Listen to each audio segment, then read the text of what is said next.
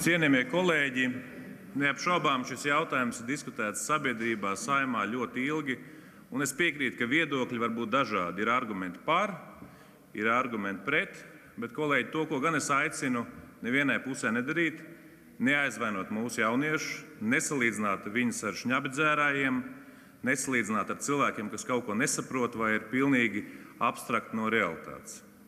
Un vēl, kolēģi, es vēl vairāk aicinātu, tomēr, man liekas, nav pieņemami no šīs tribīnes cilvēkam aizvainot un veikt pārmetumus par viņu izskatu, izteikt šādas piezīmes.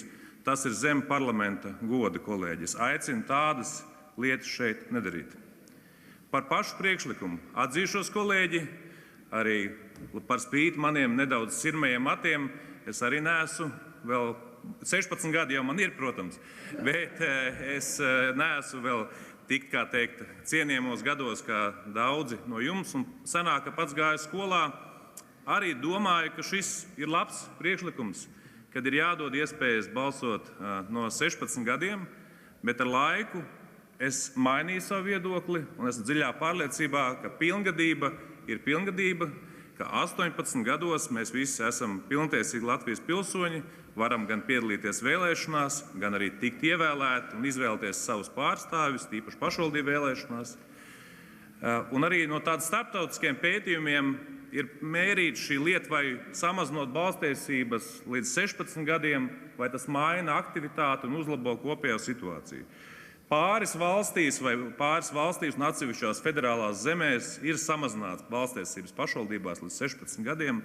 Kopumā tas aktivitāti nav mainījis, jo mēs jau šobrīd redzam, ka diemžēl vecuma grupā no 18 līdz 23 gadiem ir zemāka aktivitāte. To mēs redzējām arī Eiropas parlamenta vēlēšanās, Saeimas vēlēšanās un arī diemžēl redzēsim pašvaldību vēlēšanās. Tas, ko starptautiskie gan visi pētnieki, gan arī jauniešu organizācijas ir teikušas, ka pats būtiskākais ir nevis šis gadu skaits, bet tajā brīdī, kad pilsonis jaunietis iegūst šīs tiesības balsot, ir nepieciešams viņu motivēt, aiziet nobalsot, jo jauns cilvēks 18, 19 gados pirmo reizi aizies nobalsot, ir liela varbūtība, ka viņš turpinās visu savu pilsonisko dzīvi, aktīvi piedalīties vēlēšanās.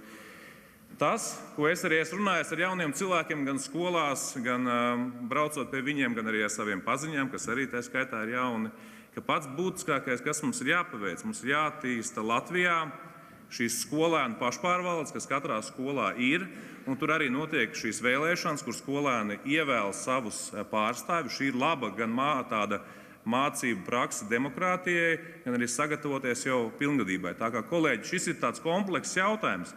Es šo priekšlikumu neatbalstu tādēļ, ka es uzskatu, ka pilngadība ir pilngadība un tā sākās no 18 gadiem, bet mums kopā ir jādomā, kā vairāk iesaistīt jauniešus politikā, būt viņam aktīvākiem.